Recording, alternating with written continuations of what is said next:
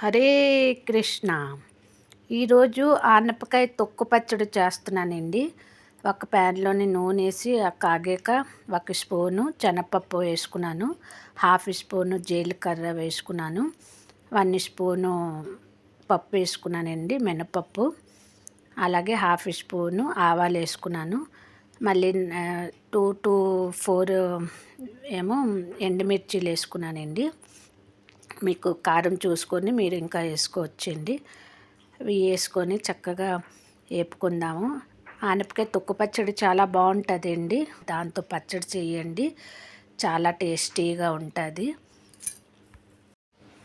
ఆనపకాయ తొక్కు తీసుకొని అదేమో శుభ్రంగా 2-3 టైమ్స్ కడిగి ఆ తర్వాత ఆయిల్లోని పోపుల దినుసులు ఉన్న ఆయిల్లోని వేసుకొని బాగా వేపాలండి. పచ్చివాసన పోయిన వరకు బాగా వేపుకుందాము. తర్వాత ఇందులోని ఫ్రెష్ కోకోనట్ ముక్కలు కూడా యాడ్ చేసుకుందాము, టేస్ట్కి బాగుంటుంది.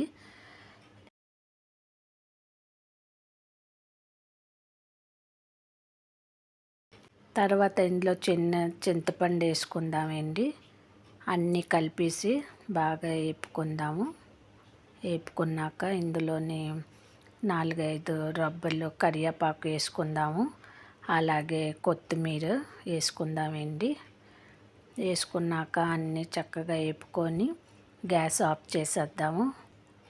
వేగిపోయి కదా, తగినంత సాల్ట్ కూడా వేసుకుందాము. ఆ తర్వాత చల్లారాక మిక్సీ పట్టుకుందామండి. ఇందులో చిన్న బెల్లం కూడా యాడ్ చేసుకుందామండి, బాగుంటుంది టేస్ట్.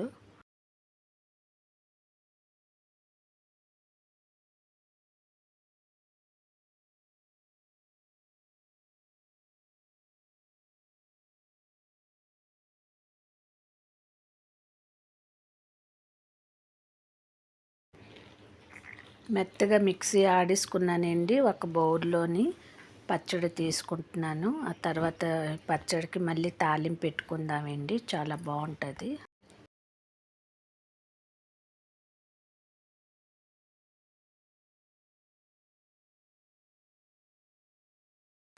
శనగపప్పు, మినపప్పు, ఆవాలు, జీలకర్ర, 2 కరివేపాకు రబ్బలు, ఎండుమిర్చి వేసి బాగా చక్కగా వేగాక ఈ ఫ్రై నూనెతో సహా పచ్చడి చేసుకొని పెట్టుకున్నాం కదా పక్కన, అందులోనే కలుపుకుందామండి. ఇగోండి కలిపాను. పచ్చడి రెడీ అండి. Thank you.